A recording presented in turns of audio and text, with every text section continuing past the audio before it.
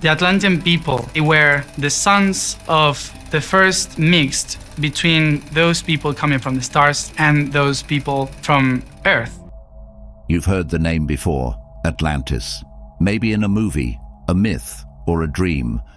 But there's something about that word that stirs a strange, familiar feeling, as if deep down, a part of you already knows it was real, and not just real in the pages of history, but real in a way that still resonates within you, echoing through time and consciousness. This is the true, full story of Atlantis, and it just might change the way you see reality. The echo that never died. Atlantis wasn't a place you could find on a modern map. It wasn't just a sunken city or a lost island. Atlantis was an energy, a vibration, a way of life that was so in tune with the rhythm of the universe that it danced on the edge of the divine. But like all things that fly too close to the sun, it fell. This is not the story of a fallen civilization in the usual sense. This is the story of a grand experiment, an ancient mirror held up to humanity itself. What happens when spirit and science unite perfectly? What happens when knowledge moves faster than wisdom? And most importantly, what happens when a civilization forgets its soul? To understand Atlantis, you have to forget the version of history you were taught. You have to close your eyes and feel. Because the true story of Atlantis wasn't meant to be written in books. It was passed through symbols, dreams, crystals, and ancient memory. You carry it in your DNA. In the pull, you feel toward mystery. In your quiet belief that the world could be far more than what it seems. Plato is often credited with being the first to speak of Atlantis, describing it as a rich and powerful kingdom that sank beneath the ocean in a single day and night of misfortune. But Plato was a philosopher, not a historian. And like all great philosophers, he spoke in layers. What he gave us wasn't just a historical account, it was a key. And what that key unlocks is a vision of a world that once was. A world that in many ways still is, but hidden. Before the fall, Atlantis thrived. Its people understood energy as something living. They didn't burn fuel, they worked with light. They didn't separate spirit and science, they saw them as one. Technology was not used to dominate, but to harmonize. Buildings were not just structures, they were frequencies set in stone, sound healed, color communicated, thought shaped reality. Many say the Atlanteans had crystal technology, not crystals as decorations, but as sentient tools. They used them to store memory, to travel across dimensions, to speak with the stars.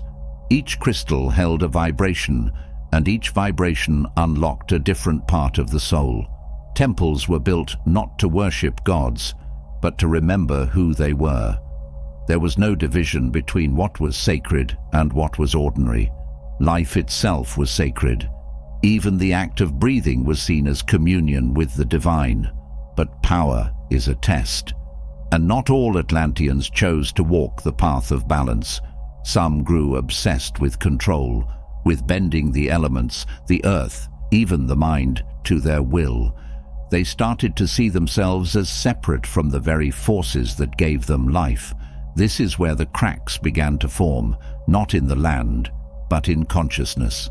The story of Atlantis is not just about water swallowing a city. It's about pride swallowing wisdom. It's about forgetting where power truly comes from.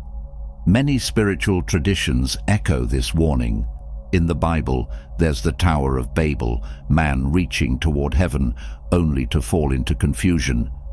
In Hindu texts, there are the Asuras, beings of great knowledge who lose their way. Even the fall of Lucifer, the light bringer, tells the same tale, that when knowledge is used without love, it turns on itself. Atlantis had its warning signs. The earth responded, the waters rose, the sky shifted. But by the time enough people remembered the old teachings, it was too late. The city fell, not just physically but energetically. It disappeared from this plane, but its spirit never left. And here's the part they don't tell you.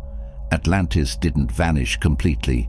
Pieces of it remain, buried beneath oceans, yes, but also encoded in pyramids, in stone circles, in sacred chants that sound eerily familiar. Most of all, it lives in you, in the soul of the one reading this. If you've ever had dreams of places you've never seen but know too well, or if you've felt pulled toward the stars, or if you've longed for a world more beautiful than this one, then you carry the Atlantean imprint. And this imprint is not a memory of loss, it's a seed. Because Atlantis is not just behind us, it is ahead of us, a future we are still remembering how to. Building some believe that we are living through the echoes of Atlantis now, that our current age mirrors the final days of that lost world, the rise of technology, the loss of spiritual connection, the hunger for more at any cost. But there is one crucial difference. Now we have the choice to remember. The story of Atlantis was never meant to end in tragedy. It was meant to teach, to awaken, to help us reclaim the balance between knowledge and heart. You are not reading this by accident. You are a part of that remembering. The Architects of Light. There's a reason your soul perked up when you first heard the word Atlantis. It's not just a name from forgotten myths. It's a vibration that stirs something ancient within you.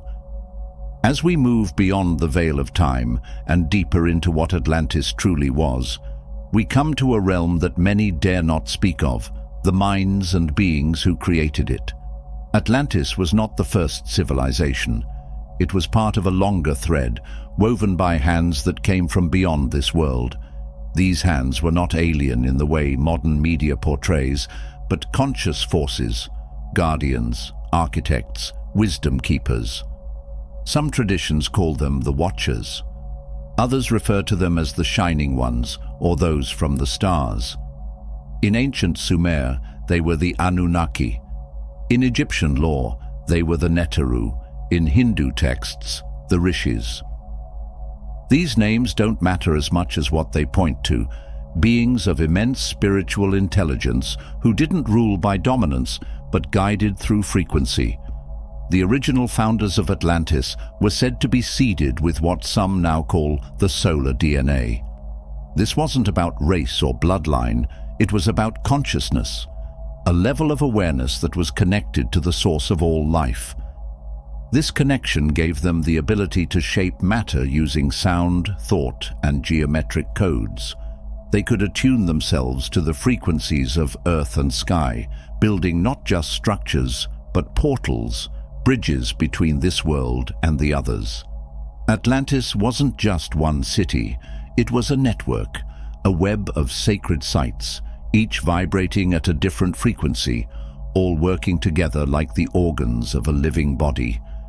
From the central city of Poseidon, where the most advanced initiates gathered, to the outposts scattered across what are now Egypt, South America, and parts of the Mediterranean, Atlantis was both vast and interconnected. These early Atlanteans lived in harmony not just with nature, but with the unseen worlds. They understood that each element, earth, air, fire, water, and ether, was alive. They communicated with the mountains, listened to the wind, and honored the ocean as a great teacher. It wasn't ritual, it was relationship. They also knew how to work with energy lines in the earth, what the Chinese later called dragon lines, and others know as ley lines. These energetic veins of the planet were used to power temples, heal the body, and connect the people in a unified field of consciousness. Imagine standing in a chamber built with perfect resonance, your body humming in alignment with the Earth's heartbeat. That was daily life for many in Atlantis, but even in this radiant age, shadows began to stir. Over time, a split emerged between those who still walked the path of harmony and those who desired to push the boundaries of control. It wasn't an external war, it was a battle of perspective. The first group, often called the Sons of the Law of One, believed in unity with divine order. The second group, the sons of Belial, sought to bend natural forces for personal gain. This division is the heart of Atlantis' downfall, though it unfolded over many cycles. The misuse of crystal technology, the manipulation of elemental forces, and the eventual corruption of the planetary grid began to tip the balance. Yet while the story of collapse looms large, we must not overlook what Atlantis left behind. In hidden chambers beneath the Sphinx, in scrolls long buried beneath Vatican vaults, and encoded in the sacred geometry of ancient temples, whispers of the Atlantean knowledge remain. These aren't just artifacts, they are living memories, waiting to be activated. Perhaps the most powerful echo of Atlantis is the mystery school tradition. After the fall, initiates who had foreseen the collapse spread out across the earth, carrying fragments of the wisdom into Egypt, Tibet, Mesoamerica, and beyond. These mystery schools didn't teach ordinary knowledge. They trained beings to remember who they were at the soul level, to awaken dormant abilities and realign with cosmic truth. Plato hinted at this when he said, "Knowledge is the food of the soul." What he meant is that true remembering isn't learned from outside, it is drawn from within. In this light, Atlantis was not just a lost land, it was a state of consciousness, a temple of awareness that each of us can access even now. But it requires a turning inward, a listening beyond words. Today, as we stand in the midst of another great turning, technologies rising, old systems crumbling, hearts both awakening and breaking, we are being invited to make a choice. Do we repeat the fall, or do we remember the harmony? This is not some abstract spiritual ideal, it is very real. You see it in the rise of energy healing, sacred sound, the return of plant medicine, the remembering of the divine feminine, the interest in ancient symbols and codes. We are in many ways living in the karmic echo of Atlantis and being given the chance to complete the lesson. This is why so many are waking up now, because the Atlantean blueprint is activating, and it is calling forth those who remember, not just with the mind, but with the soul. You might have felt it in dreams. Maybe you've had visions of a city of light surrounded by water, or seen strange patterns flash in your mind's eye during meditation. Perhaps you feel out of place in the modern world because part of you already lived in a time where unity was real and beauty was sacred. You are not imagining things, you are remembering. The frequency architects and the sound that shaped the world. If you've ever stood in total silence and suddenly felt a vibration rise in your chest, or heard a tone in your mind before sleep, you've brushed against the kind of energy the Atlanteans worked with every day. Atlantis wasn't built with bricks and mortar alone. It was sculpted with sound, and that's where the real story begins to transform. Most people think of sound as something passive, but sound is power. It moves the unseen into the seen, and the Atlanteans didn't just understand this, they mastered it. They used sacred tones not only for communication, but for construction, healing, and opening pathways between realms. Stone structures were tuned like musical instruments. Crystals were used to amplify vibrational commands. Walls weren't just placed, they were sung into place. Frequencies woven together through voice, thought, and subtle instruments could raise stones, purify water, or shift human emotion within seconds. Ancient legends speak of the singing stones and the harmonic temples. They weren't fairy tales. These structures worked with universal laws, what some modern physicists now call resonance fields. When a certain note was struck, it didn't just make a sound, it changed the environment. A low vibration could make objects feel heavy. A high one could make a room feel like it was lifting into the air. These weren't tricks. They were applications of truth. Truth that most of us have forgotten or been taught to dismiss as fantasy. But there are hints, even now. Tibetan monks use long horns that sound like the earth's own breath. Aboriginal peoples chant in tones that travel through solid rock. Ancient cathedrals still echo with a resonance that stirs something in our bones. These are the fingerprints of a lost frequency age, an echo of Atlantis.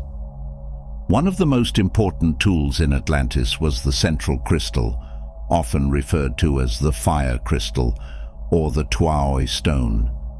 It wasn't just a power source, it was a living consciousness, attuned to the earth and the people. It responded to intent. When used in harmony, it could send energy across vast distances, renew life, even uplift whole cities. But when misused, when its resonance was forced out of alignment through greed or pride, the consequences were great. Not because the crystal was evil, but because it was neutral. It gave back what it received. This was the turning point. As more began to manipulate the crystal's frequency for control and dominance, the entire grid of Atlantis became unstable. Energy surged, shifted, and eventually buckled. The balance that held the temples, the sea, and the skies in harmony began to fall apart. This wasn't sudden. It happened over time. Slowly, the earth beneath their feet started to change. Weather patterns twisted. The once bright sky began to dim, and with every misuse of sound and thought, the once stable resonance field cracked further. Some tried to stop it. The high priests of the Law of One gathered in circles, calling on the ancient tones to heal the land. But their voices were no longer in unity. Fear had entered, and with fear came disharmony. It was in this time that many of the ancient teachings were hidden, some buried beneath stone, others encoded in symbols and passed through bloodlines. There are those who believe the secret tones of Atlantis were placed within chants, passed from teacher to student in hushed spaces across continents and ages. You may have heard some of these tones in a dream, or perhaps your body responded to a certain piece of music in a way you couldn't explain. Maybe a simple chime made you cry. That's because your cells remember. This is the strange truth. Even though the land of Atlantis sank, the frequency did not. It lingers. It hides in sacred songs, ancient languages, and the quiet between heartbeats. Many ancient texts speak of the word that began creation. In the Bible, in the beginning was the word. In Hinduism, the sound Om is said to contain the vibration of the whole cosmos. These are not just religious ideas. They are scientific, spiritual truths wrapped in poetic form. The Atlanteans knew this, and they lived by it. So what does this mean for us now? It means we're being invited to remember not just what happened, but how it happened. The downfall of Atlantis wasn't because they were evil. It came because they forgot the responsibility that comes with creative power. They began to use sacred tools without sacred intention. And that is the great lesson. Every thought is a tone, every emotion a vibration. When we speak with fear, it echoes out. When we act from truth, the world listens. Atlantis was a mirror, reflecting our highest potential and deepest shadows. And in this time of rising change, we're looking into that mirror once again. The good news is this: the frequency can still be tuned. The grid, though wounded, still responds to love, truth, and harmony. And those who feel called to the Atlantean memory are often here to help restore the balance, not by rebuilding the old, but by remembering its wisdom and applying it in new, grounded ways. The temple science they hid in stone and star. Imagine a place where buildings were alive, not alive in the way we think of animals or plants, but alive with energy, pulsing, breathing with every shift in the Earth's magnetic field. This was the secret heart of Atlantis, sacred architecture built not for shelter, but to activate consciousness. The Atlanteans didn't just construct temples, they designed experiences. Their temples were more than stone. They were shaped with precision using sacred geometry, aligned with planetary and stellar movements, and built from materials that responded to energy fields. Each one served a unique purpose. Some opened the mind, others healed the body, and a few were gates between worlds. We can still find traces of this practice in ancient sites across the world. Pyramids, ziggurats, stone circles, and mysterious ruins echo the lost art of temple science. And if you know how to look, you'll see the same patterns again and again: the golden ratio, the flower of life, spirals, and the precise positioning of sacred sites along planetary ley lines. These are the fingerprints of a knowledge system so advanced it could bend matter to consciousness. One of the most important teachings of Atlantis was that form is not separate from spirit. In other words, the shape of a thing determines the energy it can hold. A temple with certain angles, constructed under the right celestial timing, could open the mind to higher dimensions. A circle of specific stones could amplify healing vibrations through the body like a tuning fork. They understood that geometry wasn't just math, it was the language of the universe. Each angle, each ratio, was a note in the music of creation. This wasn't just a belief, they experienced it, and they passed it down to those who could be trusted to preserve it. Plato hinted at this, though he veiled it in metaphor. He wrote of Atlantis not only as a city, but as a model, circular in design, with sacred geometry encoded in its very layout. The outer rings mirrored the natural cycles of earth and sky, the inner sanctums aligned with the stars above. All things, big and small, obey the same harmonic laws. This temple science was not separate from their understanding of self. The body itself was seen as a temple.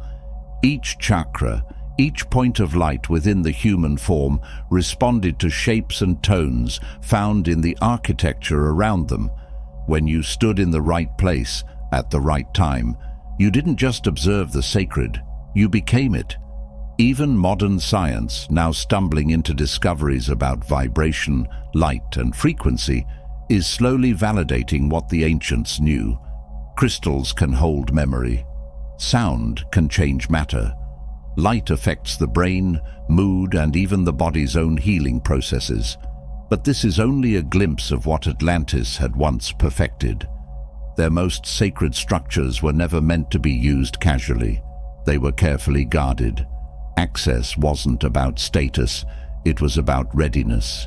To enter certain temples meant entering yourself. One had to be purified, emotionally balanced, and mentally still. Otherwise, the energy could be too strong, disorienting, or even dangerous. There are stories passed down in hushed voices about temples that disappeared, not because they crumbled, but because they shifted frequency.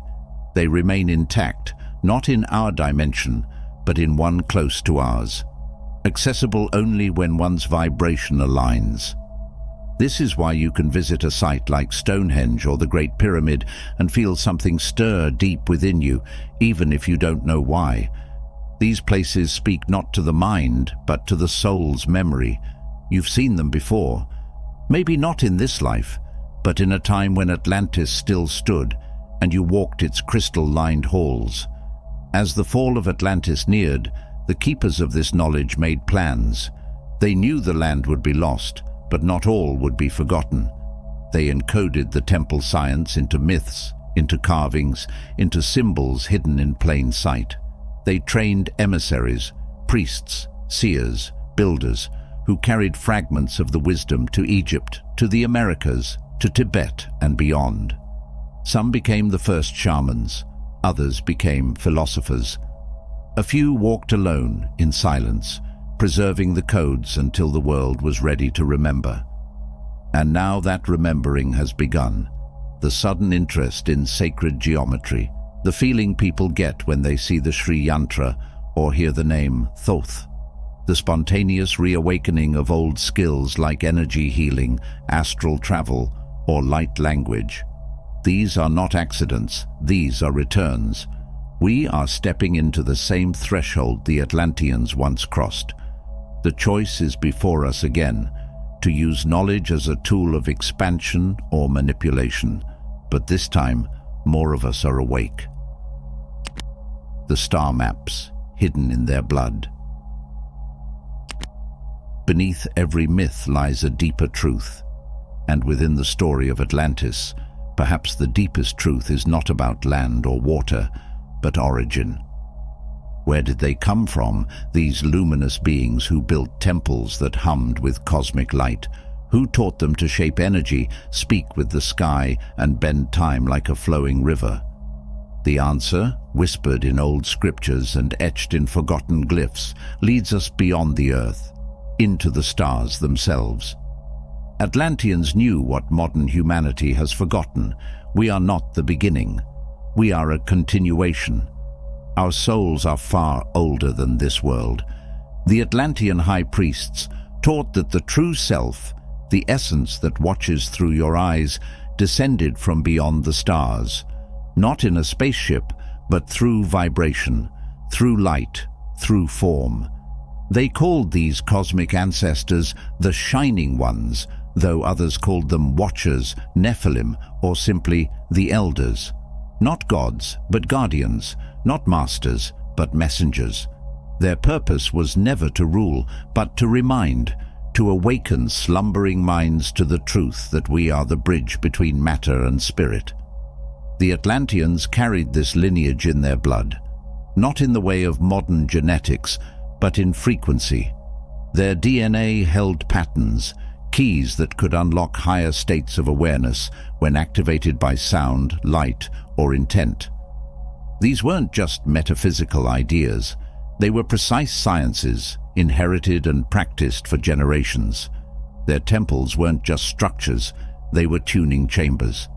Standing in certain places, under certain celestial alignments, could trigger memories not only from childhood, but from lives across time. Some Atlanteans could remember the stars they came from.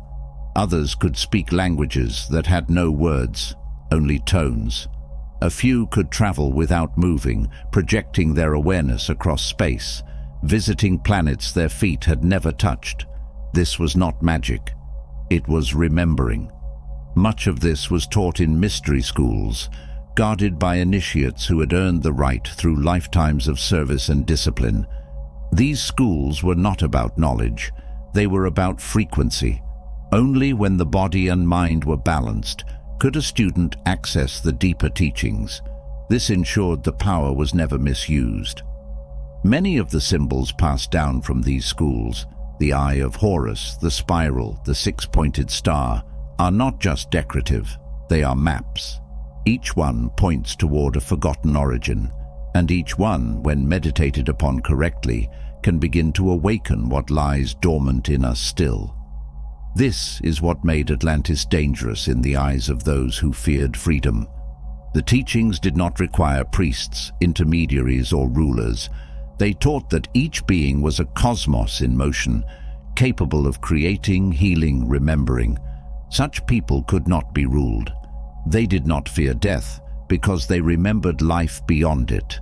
It is no wonder then that when the fall came, it came hard. Not all Atlanteans chose the path of unity. A rift emerged between those who served the light and those who sought control. This wasn't just a war of politics, it was a war of resonance.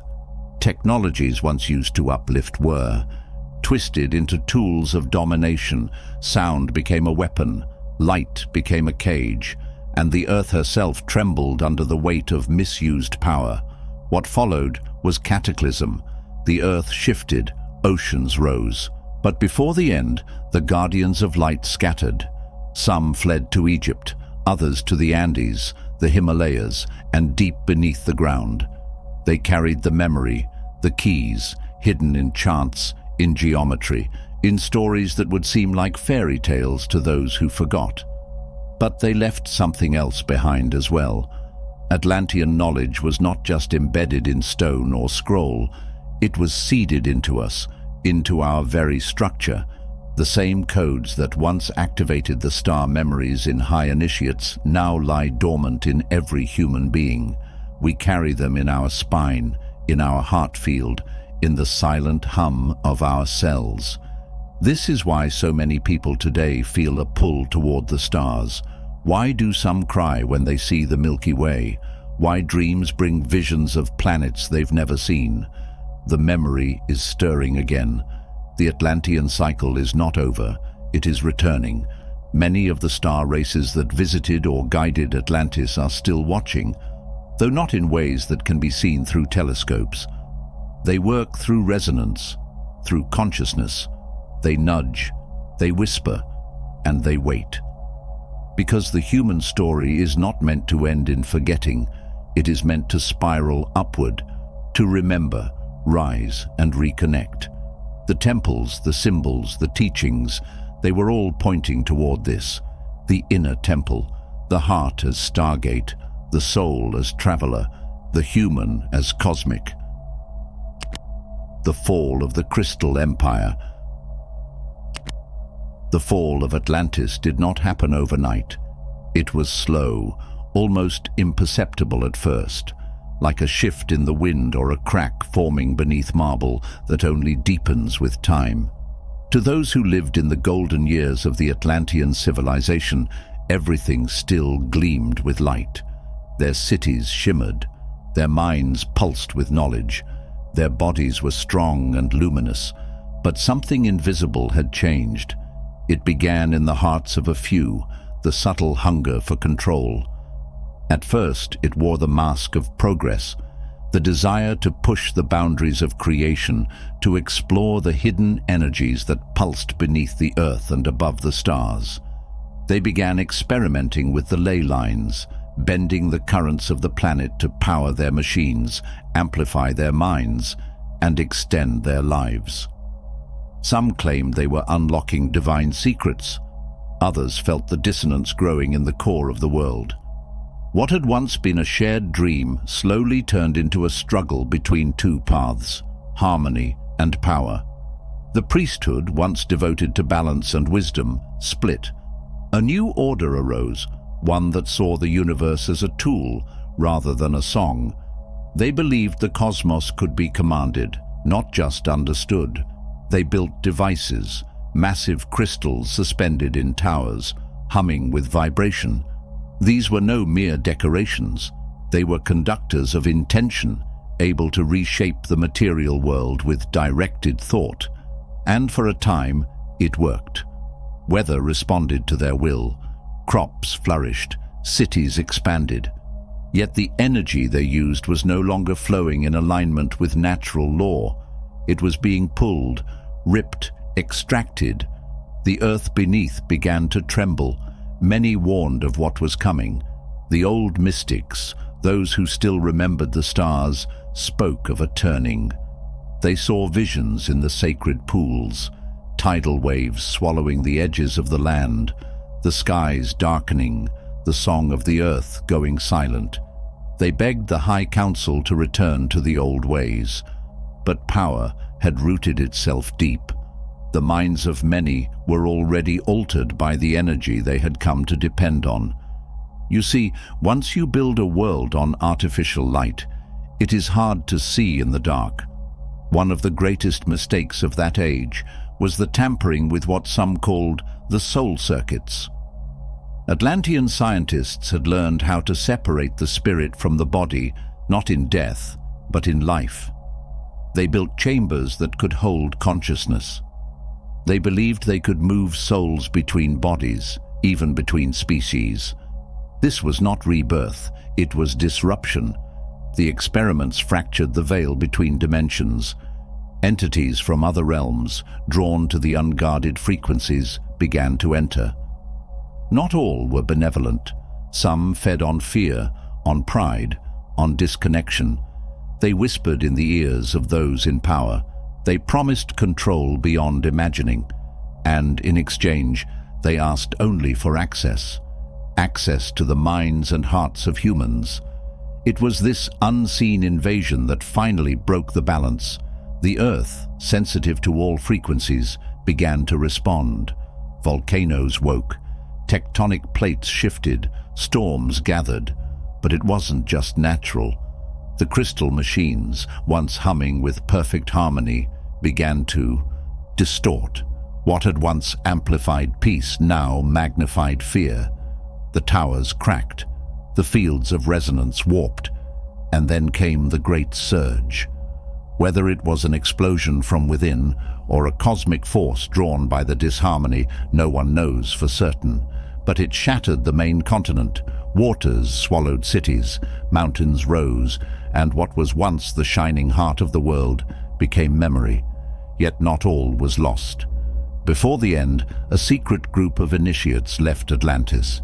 They carried knowledge in coded tablets, songs and symbols etched into the architecture of distant lands. Egypt, Mesoamerica, and the Himalayas became new homes for the old wisdom. The myth of a flood, found in cultures across the globe, is no coincidence. It is an echo, a ripple, a shared memory. Those who survived the fall bore deep scars, not just physical, but spiritual. They knew what had gone wrong. They knew that wisdom without love becomes poison, that technology without soul becomes a cage. They vowed never to repeat the mistakes of their homeland. Yet here we are. In our world today, reflections of Atlantis rise again. Artificial intelligence, energy manipulation, transhumanism, even the desire to dominate nature under the guise of advancement. These are shadows of the old empire. The question is not whether we are repeating Atlantis. The question is whether we remember it in time. Atlantis was not merely a place, it was a choice. A fork in the road between connection and control. We stand at that crossroads again, awakening the Atlantean memory within you. The story of Atlantis was never just a tale from the past. It was planted in human memory like a seed, dormant, waiting. What we call myth is often truth spoken in symbols. The Atlanteans were not distant ancestors we can't connect with. In truth, they are echoes of ourselves. We are them. And now, the same soul choices are returning. But this time, something is different. Now, we are remembering. The fall of Atlantis wasn't a final ending. It was a lesson written into the soul of humanity. It whispered through generations, through dreams and symbols, through mysterious ruins and forgotten scrolls. Some hear it in childhood, in stories that seem too real to be invented. Others hear it in meditations, sudden flashes of unfamiliar landscapes, feelings of flying machines made of light, cities of crystalline structures, and temples that hummed with sound. The memory doesn't come through logic. It surfaces through feeling, an ache, a sense of familiarity, a knowing that cannot be explained. That is the ancient spark reactivating in you. It does not demand belief. It calls for stillness, listening. For those ready to receive it, the Atlantean memory begins to shift their choices. You no longer rush toward power without asking if it's aligned with your soul. You begin to feel the subtle hum beneath the surface of things. You crave nature.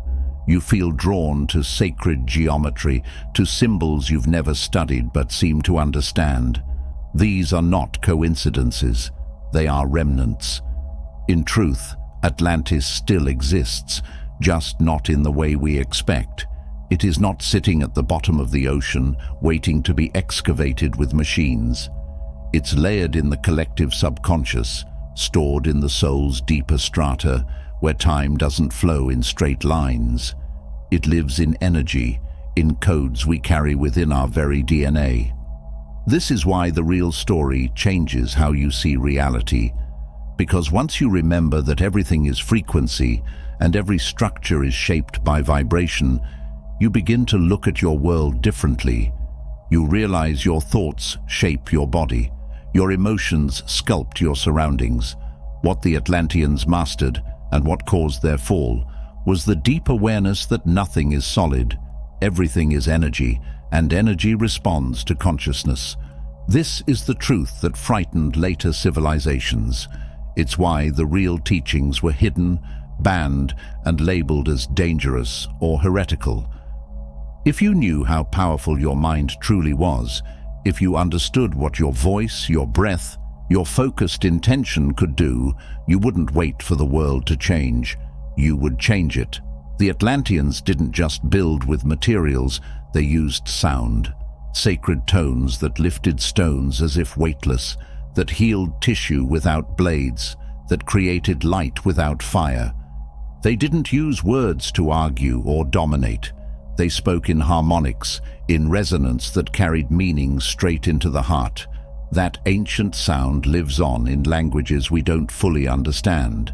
Sanskrit, ancient Egyptian, the Mayan glyphs.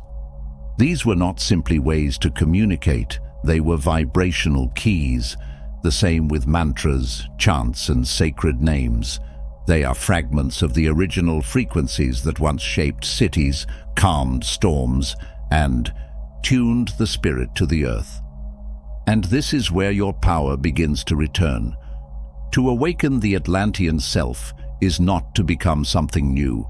It is to strip away what you are not: fear, doubt, the noise of systems built on forgetfulness. It is to return to a state of knowing so deep it cannot be shaken by opinion or belief. That knowing says, I am not separate from this world, I am shaping it now. Even the physical body begins to shift with this memory. You become more sensitive, not just to emotions, but to places, people, and ideas. Food affects you differently. Environments either nourish or drain you. It's not weakness, it's clarity. You're returning to a state where your body responds like an instrument tuned to the subtle changes in energy. And as you awaken, others do too. This is the ripple. The Atlanteans failed because they fell out of harmony with one another. They allowed fear to fracture their unity. We can choose differently. Awakening does not mean separation. It means unity on a higher octave, not sameness, but coherence, like different instruments playing in key. This is what the Earth is asking of us now. She remembers Atlantis too, the tremors beneath the soil, the shifts in the climate, the rising waters. These are not punishments. They are messages. Warnings, yes, but also opportunities.